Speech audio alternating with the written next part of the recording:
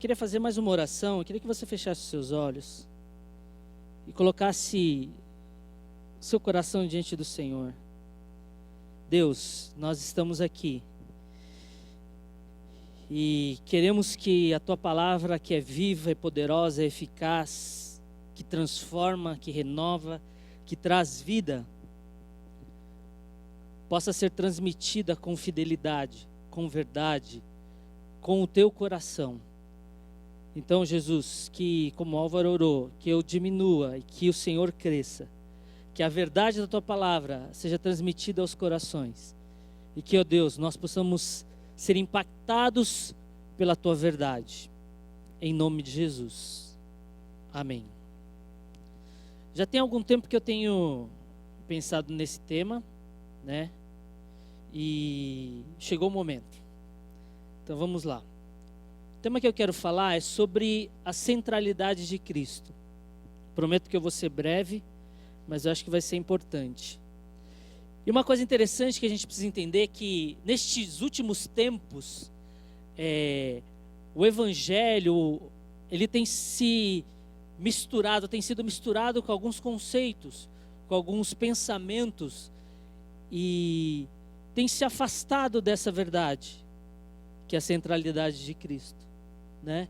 Então, uma das coisas que eu queria falar é rapidamente sobre o humanismo, porque não é o nosso tema, mas o que é isso? Ele tem se misturado com esse conceito de evangelho. O que é o humanismo? É um movimento intelectual que nasceu na Itália e foi difundido pela Europa, né? Então, o humanismo foi um movimento que trouxe a ideia de se romper com a influência que a igreja tinha sobre o pensamento. Porque antigamente tudo girava em torno de Deus. Deus era o centro de todas as coisas. Ele que determinava tudo para a vida das pessoas. E o humanismo quis romper com essa ideia. Só que automaticamente quando você rompe com o teocentrismo, que é Deus no centro de tudo, você tem que colocar alguém no centro. E aí veio o antropocentrismo, que é o homem no centro de tudo. Ok? E aí tem uma imagem bem interessante que ilustra isso, né? O homem no centro e Jesus está fora. Então esse evangelho humanista coloca o homem no centro de toda a história, como elemento principal, como o protagonista. E é muito sutil essa ideia. Então a gente precisa perceber. Então hoje nós vemos um evangelho que faz muitas promessas, não é verdade? Então um evangelho que fala, se você vier a Jesus, você vai ter carro, casa, comida e roupa lavada. Mais ou menos isso, né? É um evangelho que promete muitas coisas. Mas será que ele muda o caráter? Né? Então muitas igrejas, as pessoas vêm sedentas pela bênção, né? O que Deus vai me dar hoje? E se nós voltarmos à ideia de culto que se tinha em Israel, não era o que Deus ia te dar, era o que você ia oferecer para Deus, como gratidão por tudo que Ele já tinha feito. Olha só como inverteu os papéis, né? Antes Deus era o centro, porque eu ia à igreja, eu ia ao culto, eu ia ao lugar de adoração para oferecer algo em gratidão. Hoje em muitas igrejas, em muitos lugares, as pessoas vão para receber algo de Deus. E se Deus não dá, a pessoa fica com raiva, né? E alguns ainda determinam o que Deus deve dar, como se ela fosse o Deus e Deus fosse o seu empregado que precisa fazer algo por ela. Continuando, é uma frase de Paul Washer sobre a centralidade de Cristo. Olha só que interessante. Se há uma coisa que a pregação evangélica anda fazendo, é diminuindo o tamanho de Deus e aumentando o tamanho do homem. Pensa um pouquinho nas suas experiências, nas coisas que você tem ouvido, nas pregações. Quem que está sendo exaltado? Será que é Deus? Será que é o homem? Continuando. E aí eu quero fazer algumas perguntas para você, para que nós possamos refletir. Qual será o tema central da Bíblia? Se alguém chegasse para você e perguntasse, qual é o tema central da Bíblia? Me fala um versículo que demonstra o tema central da Bíblia. Muitas pessoas falariam João 3,16, certo? O que fala em João 3,16?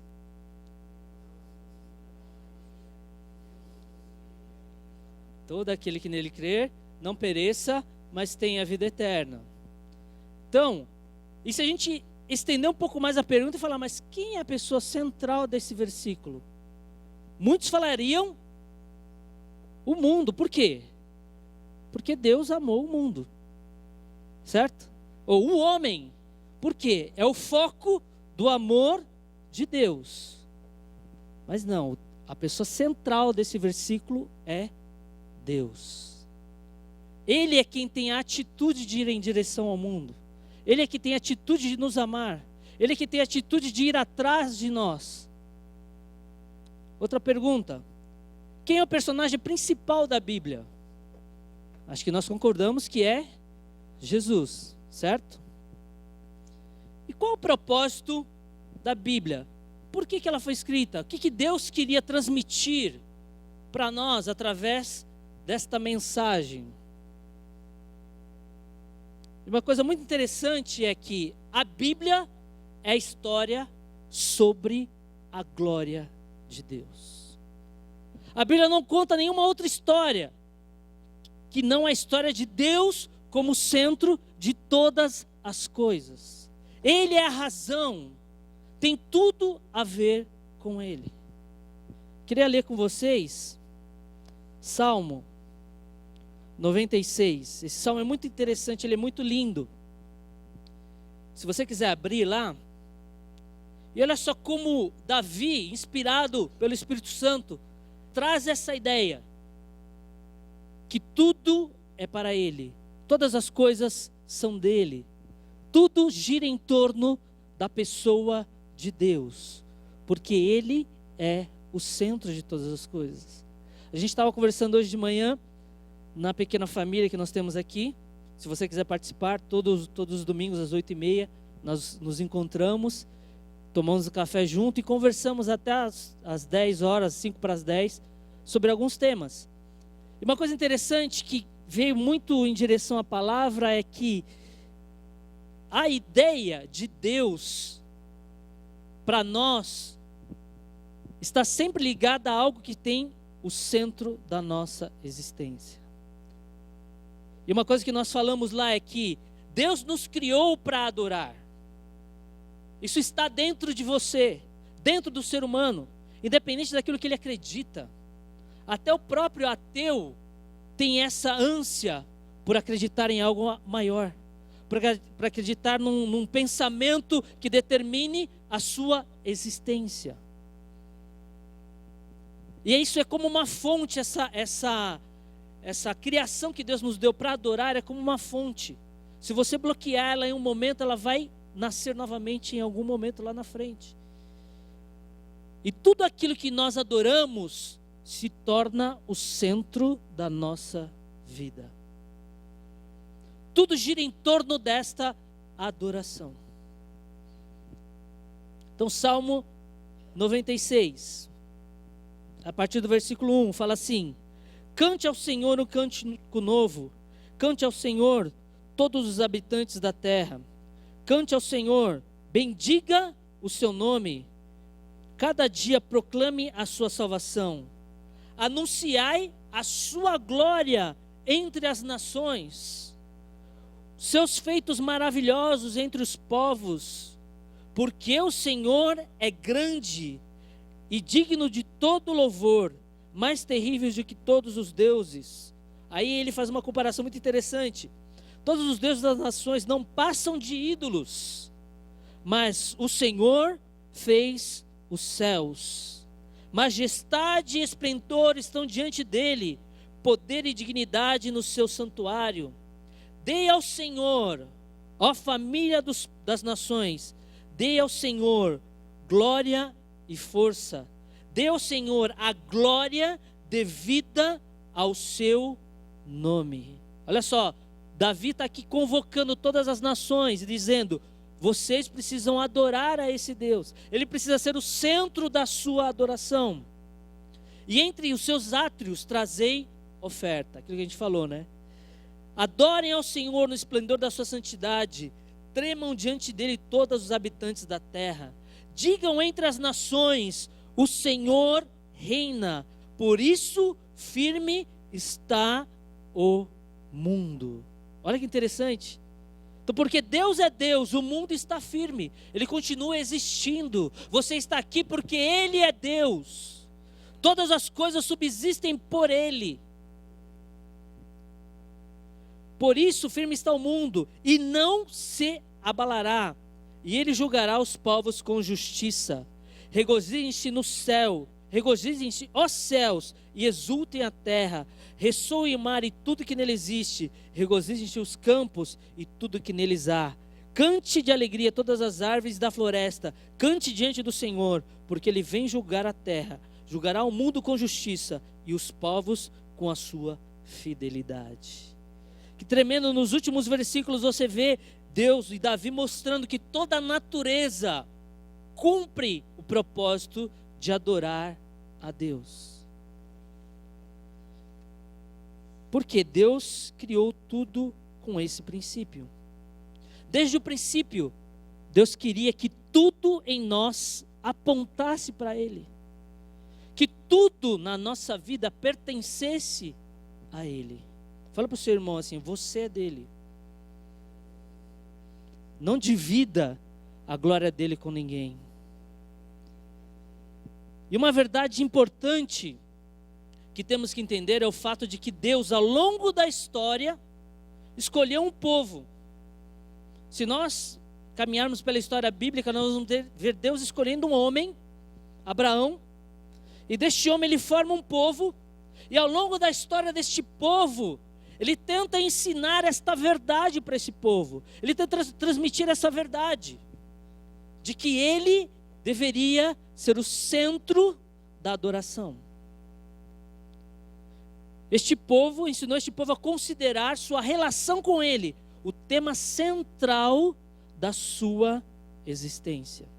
Então nós vemos a história do povo de Israel durante a travessia do Egito, a saída do Egito, a travessia do deserto, Deus ensinando este povo o tempo todo, mostrando para ele: eu sou Deus, eu sou o centro, eu tenho que ser adorado. Por quê? Nisso está a vida, em adorar a Deus. Nisso está a vida, em cumprir o propósito pelo qual nós somos criados. Essa ideia estava muito clara para o judeu. Pode ser que para nós essa ideia não seja tão clara. Porque nós, brasileiros, adoramos qualquer coisa, né? Qualquer coisa a gente está adorando. Seja um time de futebol, seja um carro, seja uma pessoa, seja o filho, né? Qualquer coisa que as pessoas oferecem como um amuleto de adoração, o brasileiro aceita. Agora, para o judeu isso estava muito claro. Eles sofreram muito tempo situações em que eles deixavam de adorar a Deus e vinha uma consequência terrível sobre a vida deles. Então eles aprenderam, através do sofrimento, de que Deus era o centro. Então essa ideia tem que estar muito clara na nossa mente, quando nós lemos a Bíblia. Porque o judaísmo foi a primeira religião. Eles estavam dentro dessa, introduzidos nessa ideia. Desculpa, eu não vi que não tinha ido ali. Então a ideia estava muito clara para o judeu. Tudo na vida girava em torno desta minha relação de Deus como o centro de todas as coisas. Vamos ler esses dois textos. Salmo 113, 1 a 3. 133, 1 a 3. Como é bom e agradável quando os irmãos convivem em união. Olha só, interessante que todas as relações dos cristãos, dos judeus, estavam pautados tendo Deus como centro. É como óleo precioso derramado sobre a barba que desce pela barba, a barba de Arão. Aqui ele estava fazendo referência ao sacerdócio, que tinha a ver com a vida diária do judeu, que tem a ver com a unção que o sacerdote tinha para ministrar ao povo as coisas que vinham da parte de Deus. Continuando, é como o orvalho de Hermon que desce sobre o monte de Sião.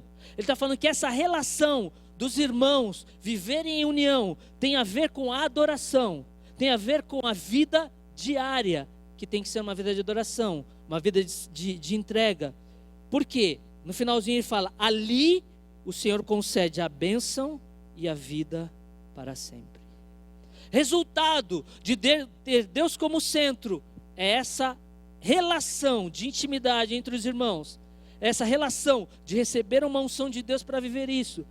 E o resultado disso é o que fala no final, ali o Senhor concede a bênção e a vida para sempre. Deuteronômio 6, 4 a 6. E é interessante que se você perguntar para qualquer judeu praticante, essas verdades vão estar muito claras na vida deles. Porque desde criança eles são ensinados a viver essa verdade. Deuteronômio 6, 4 a 6 fala: ouça, ó Israel. O que é para ouvir, Israel? O Senhor, nosso Deus, é o único Senhor. Então ele está falando, não coloque ninguém e nada mais como centro da sua vida. Só Ele deve ser o seu Senhor. Então, como Ele é o único Senhor, continuando, ame ao Senhor, o seu Deus, de todo o coração, de toda a alma, de todas as forças, com todo entendimento, que todas essas palavras que hoje eu lhe ordeno estejam em seu coração. Que tremendo. Então Deus está ensinando este povo a ter a Ele mesmo como foco, como centro da sua vida. Alguns homens e mulheres que viveram essa verdade: Abraão, Esther. E é interessante que, ao viver esta verdade, existiu um preço a se pagar. E se nós entendermos a história desses homens, nós vemos o quanto esse preço foi pago por eles. Continuando.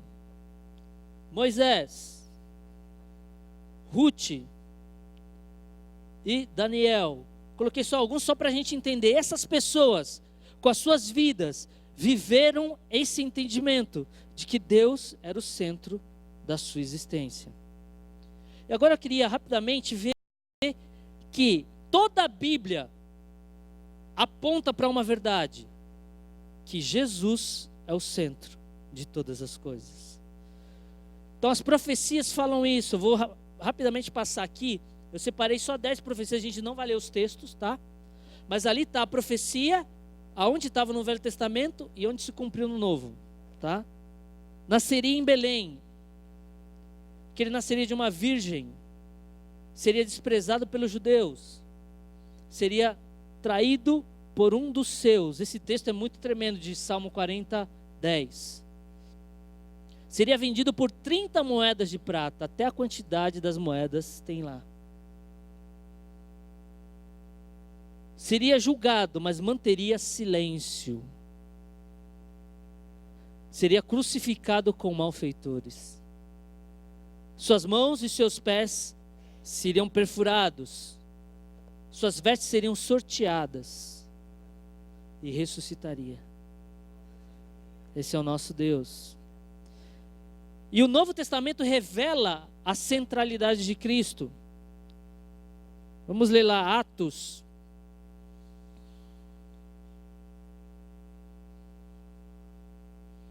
2:36.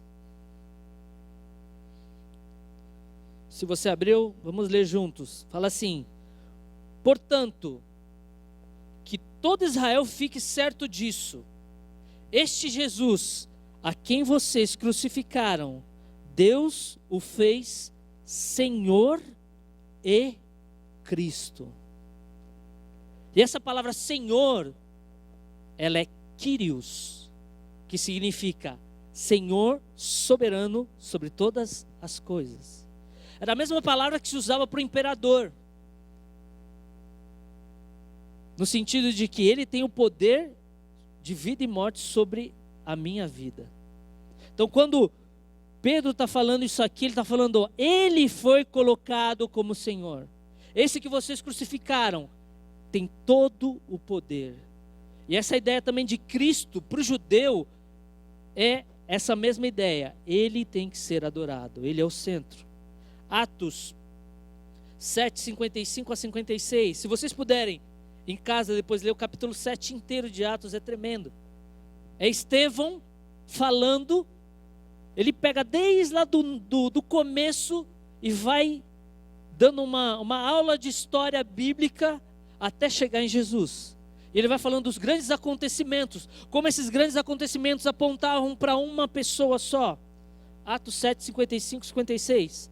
E aí no final de tudo isso, quando Estevão já tinha mostrado para aqueles homens que eram pessoas que conheciam a Bíblia, todas as verdades, a Bíblia fala lá em Atos 7, 55, 56. Estevão, cheio do Espírito Santo, levantou os olhos para os céus e viu a glória de Deus e Jesus de pé à direita de Deus, e disse: vejo os céus abertos e o Filho do homem de pé à direita de Deus. Este é o lugar de autoridade que Jesus tem. Se Deus o colocou nessa posição, por que nós o colocamos numa posição menor? Continuando. Outros textos que mostram essa centralidade. 1 João 1 a 3. Fala assim: no princípio era aquele que era a palavra, ou o verbo. Ele estava com Deus e ele era o quê?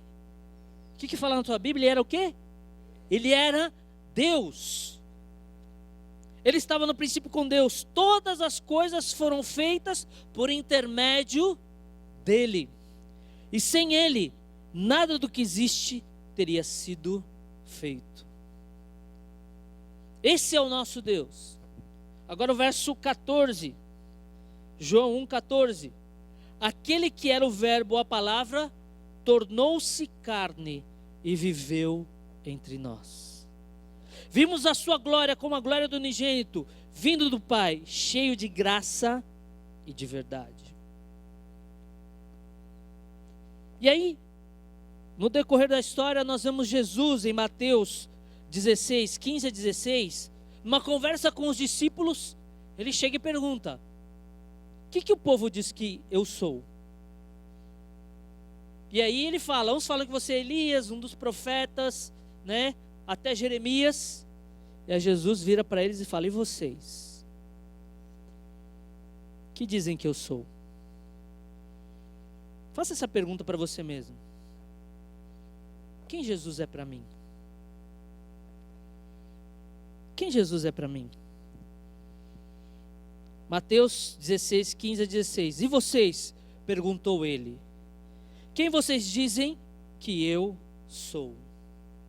Simão Pedro respondeu: tu és o Cristo, o Filho do Deus vivo. E é tão interessante que no decorrer do versículo, Jesus fala: ó, Pedro, isso não veio de você não. Foi o Espírito de Deus que te revelou. Então essa verdade tem que estar sendo escrita no nosso coração pelo Espírito Santo. Ele é o Filho de Deus. Nós temos que entender essa verdade. Colossenses 2, 9 a 10. Outro versículo tremendo. Fala assim: pois em Cristo habita corporalmente toda a plenitude da divindade. Olha que tremendo esse texto. Porque em Cristo habita corporalmente toda a plenitude da divindade. E por estar nele, que é o cabeça de todo poder e autoridade, vocês recebem a plenitude. Que tremendo. E agora vamos analisar Como Paulo olhava essa centralidade? Para Paulo, o que era isso? Colossenses 1, 26 e 27. E realmente essa verdade de Deus, de ter a Jesus como centro, tem que ser revelado pelo Espírito de Deus ao nosso coração. Colossenses 1, 26 e 27 fala assim: o mistério que esteve oculto durante épocas e gerações, mas que agora foi manifesto aos seus santos. A eles quis Deus dar a conhecer entre os gentios, entre seus santos, a conhecer entre os gentios a gloriosa riqueza deste mistério. Qual que é? Que é Cristo em vocês, a esperança da glória. Cristo em nós é a esperança da glória. Mas para que Cristo esteja em nós, Ele tem que ser o centro da nossa vida. Filipenses. E uma outra coisa interessante que a gente podia conversar, não vai dar tempo, mas é a ideia de que por que você foi salvo? Porque Jesus morreu na cruz. Porque parece que o foco está no homem. Ele morreu para salvar o homem do pecado. Beleza, e aí? O que mais? Qual o propósito de todo esse sacrifício? Vamos ver lá em Filipenses. Olha que tremendo como a Bíblia toda se completa. Filipenses 2, 5 a 11. Um texto muito conhecido. Fala assim: seja a atitude de vocês a mesma de Cristo Jesus, que embora sendo Deus, não considerou que ser igual a Deus era algo que deveria apegar-se, mas esvaziou-se a si mesmo, vindo a ser servo, tornando-se semelhante aos homens, e sendo encontrado em forma humana, humilhou-se a si mesmo, e foi obediente até a morte, e morte de cruz. Até aí, Jesus fez por nós. Olha como, mas o texto continua. Por isso, Deus o exaltou à mais alta posição. Por causa desse sacrifício, Deus o colocou no lugar mais alto. Ele deu um nome que está acima de todo o nome, para que ao nome de Jesus se dobre todos os joelhos, no céu, na terra e debaixo da terra. Está querendo dizer o quê? Não existe pessoa que não vai se dobrar diante dessa verdade de que Jesus é o Senhor. Mas por quê? E toda língua confesse que Jesus Cristo é o Senhor, como resultado de tudo isso, para a glória de Deus Pai. Tudo é para Ele e por Ele. Você foi salvo por um motivo, para a glória de Deus Pai. Jesus sofreu na cruz para a glória de Deus Pai. A sua salvação faz sentido quando a nossa salvação faz sentido quando a nossa vida é para a glória de Deus Pai.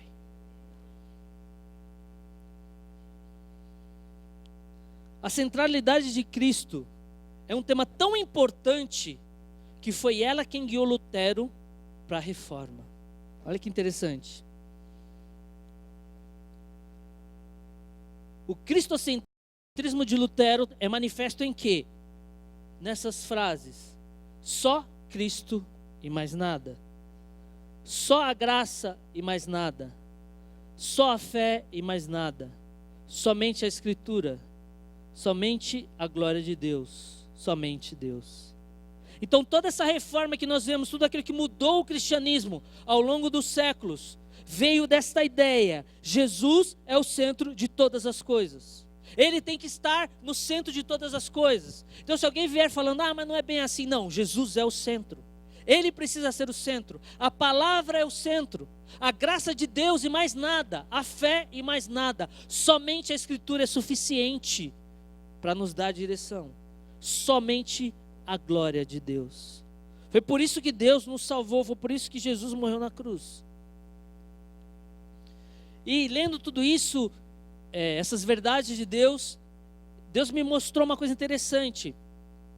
Que se a centralidade de Cristo é o centro da minha vida, ela precisa se tornar um filtro pelo qual eu julgo tudo o que gira em torno da minha vida. Deu para entender? Colossenses 1:15 a 17. E é interessante que Paulo estabelece esse filtro. Tudo na vida dele girava em torno dessa verdade. Então todas as coisas que vinham na direção dele, ele julgava a partir dessa verdade. A partir dos olhos tendo Deus, tendo a Jesus como centro de tudo. Colossenses 1:15 a 17 fala assim: Ele é a imagem do Deus invisível, o primogênito de toda a criação, pois nele foram criadas todas as coisas, no céu, na terra, as visíveis e as invisíveis, sejam tronos ou soberania, poderes ou autoridade. Todas as coisas foram criadas por ele e para ele. Ele é antes de todas as coisas, e nele tudo subsiste. Nele tudo subsiste. Se ele não é o foco da sua vida, nada na sua vida vai subsistir, porque nele tudo subsiste. Então Paulo julgava todas as coisas na vida dele desse aspecto. Quando ele tinha uma luta, ele falava: peraí, tudo é para ele, tudo é por ele, nele tudo subsiste. É interessante que ao longo dessa semana, passando por alguns momentos de luta, de crise, não sei se você tem crise, eu tenho às vezes. Essa verdade veio de uma forma muito forte na minha vida, e eu comecei a analisar aquele momento de crise, aquele problema, usando esse filtro. Comecei a pensar: peraí, meu casamento é por ele, para ele, e nele que o meu casamento subsiste. A minha vida, o meu relacionamento com a igreja, com Deus. Romanos 11, 33 a 36.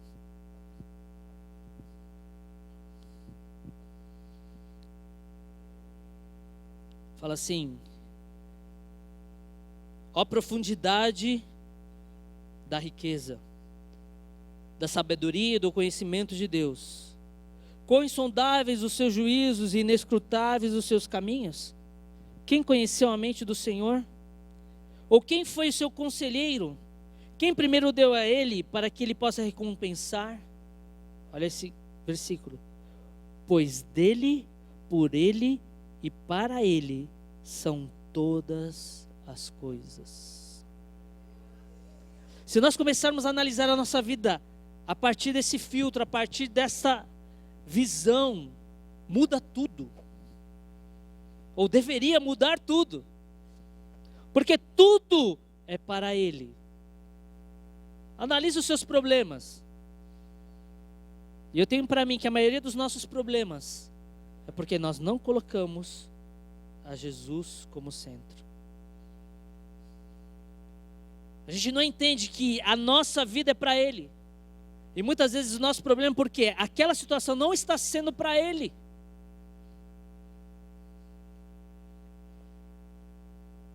Pois dele, por ele e para ele são todas as coisas. Comece a usar este filtro na sua vida. Que nós possamos hoje nos comprometer com essa verdade. Jesus é o centro de toda a história. Portanto, precisa também estar no centro da nossa vida. Se na prática colocamos Jesus de fato no centro da nossa vida, certamente isso fará uma diferença significativa nos nossos afazeres diários. Pense nos seus afazeres diários. Vou trabalhar, Jesus é o centro. Será que não vai ser diferente? Vou me relacionar, Jesus é o centro. Vou resolver um problema, Jesus é o centro, porque dele, por ele e para ele são todas as coisas. Será que a minha atitude tem sido para ele? Tem glorificado a Deus, tem mostrado a Deus como eu devo viver, ou como esse Deus é?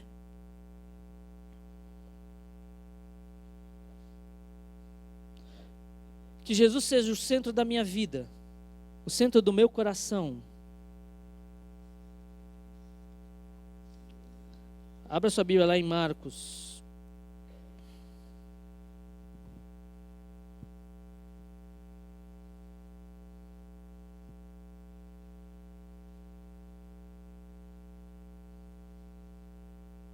Marcos 12:30.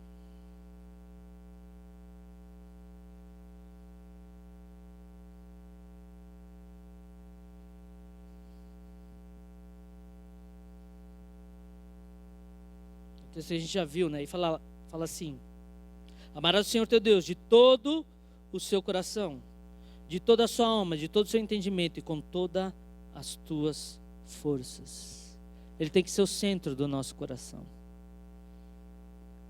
Em Provérbios fala: guarda, sobre todas as coisas que deve guardar, guarda o teu coração, porque dele procede as saídas da vida. Então, quando Jesus é o centro do nosso coração, Ele vai guardar o nosso coração. E aí, por coração, nós entendemos sentimento, emoções, né? Então, se você está tendo dificuldade em perdoar alguém, se Jesus é o centro, esse tem que ser o próximo passo, né? Se os nossos relacionamentos que envolvem o nosso coração estão difíceis, nós temos que voltar para esse foco. Qual é a atitude de Jesus em relação a isso? Continuando. Ele tem que ser o centro das minhas atitudes. João 15:12.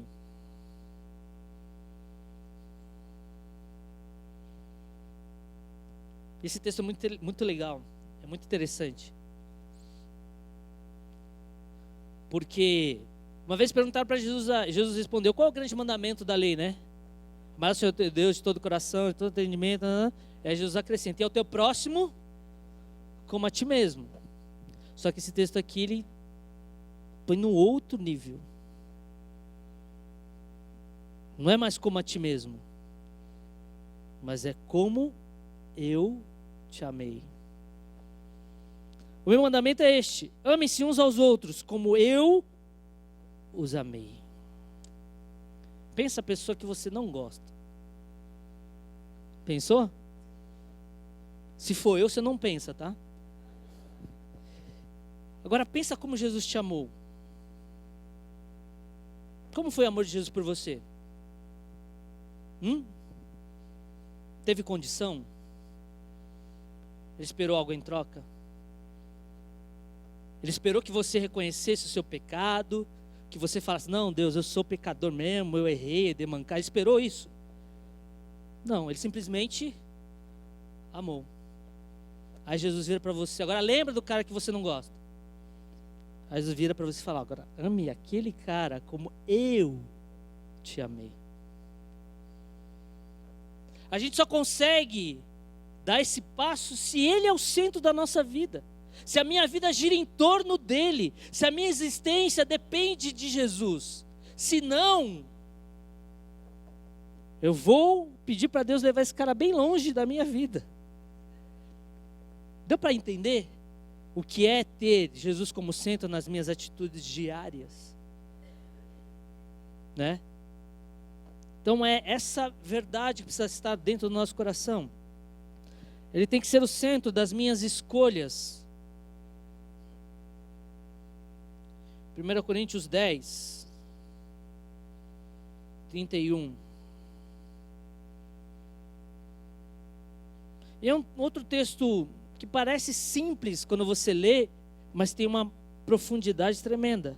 Assim, quer comais, bebais ou façais qualquer outra coisa, faça tudo para a glória de Deus. Uma coisa trivial que você faz todo dia: comer, beber. Tem que ser para a glória de Deus. Ele tem que ser o centro. Vai fazer qualquer outra coisa: vou jogar bola, vou ver uma série, vou ler um livro. Esse é o foco, esse tem que ser o filtro para a glória de Deus. Ele é o centro. Ele tem que ser o centro das minhas motivações. Colossenses 3:23.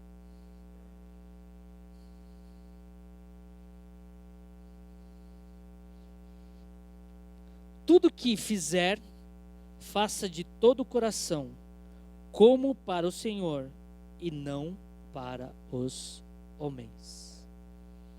Outra coisa complicada, né? Então tudo que vier na tua mão para fazer, faz. Mas não faz como se fosse para o seu chefe, como se fosse para sua mãe, como se fosse para outra pessoa. Faça como se fosse para Ele. E é uma luta de todo dia, certo? Porque todo dia, tem dias que nós estamos animados, queremos fazer tudo para Deus e tal. E tem dia que a gente não quer nem levantar para Deus, né? Que o dia já começou ruim. O cara fala bom dia, você fala bom dia só se for para você, né? E é nesse dia que nós precisamos usar esse filtro. Tudo que eu fizer, faça para a glória de Deus. Você pode falar, nossa, mas está ficando cada vez mais difícil. Sim, mas a diferença é que nós temos uma ajuda do céu, que é o Espírito Santo, que vai nos ajudar nas nossas fraquezas, nas nossas dificuldades, nas nossas fragilidades.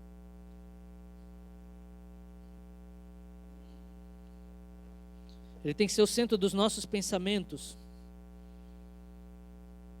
Filipenses 4.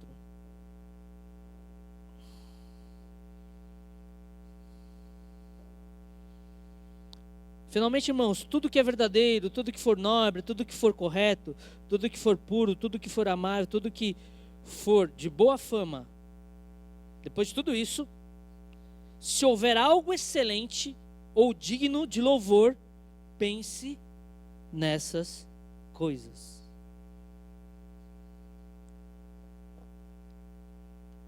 E ele tem que ser o centro das minhas dificuldades, que é aquele texto que a gente já leu. Porque tudo é para Ele, por Ele, porque tudo é dele, por Ele e para Ele. Estou em dificuldade. Como essa dificuldade vai ser para a glória de Deus? Como eu vou agir de forma que isso glorifique a Deus?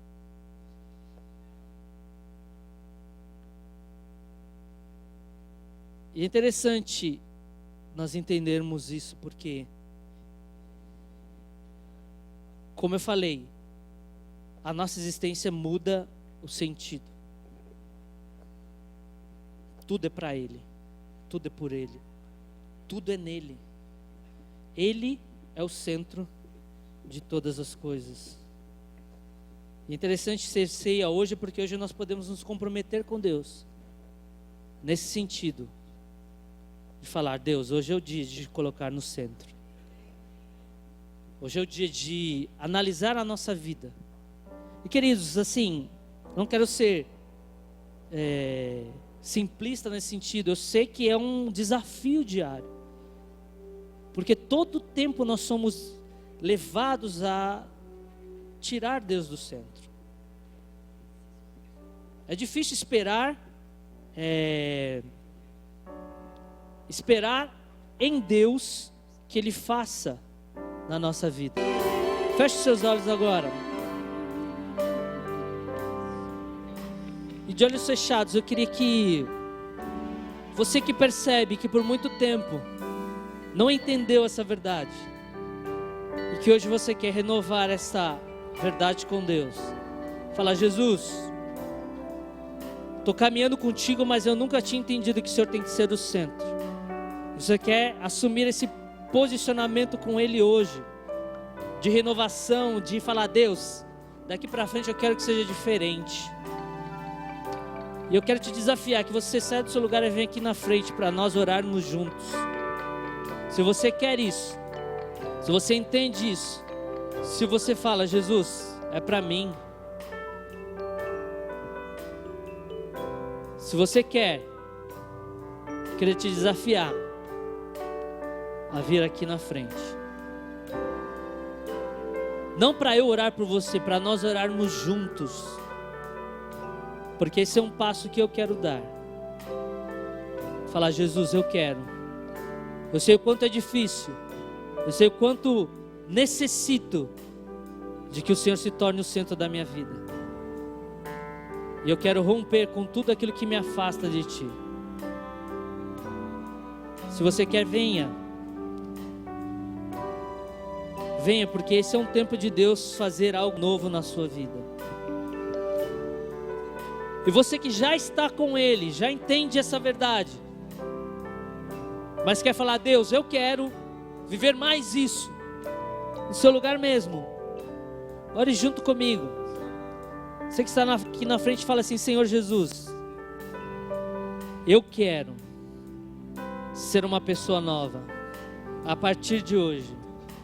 Eu quero que a minha vida tenha sentido e cumpra o propósito pelo qual o Senhor me chamou, que é viver para a tua glória, que é ter o Senhor como centro, que é ter a tua vida em mim, que tudo na minha vida gira em torno desta verdade.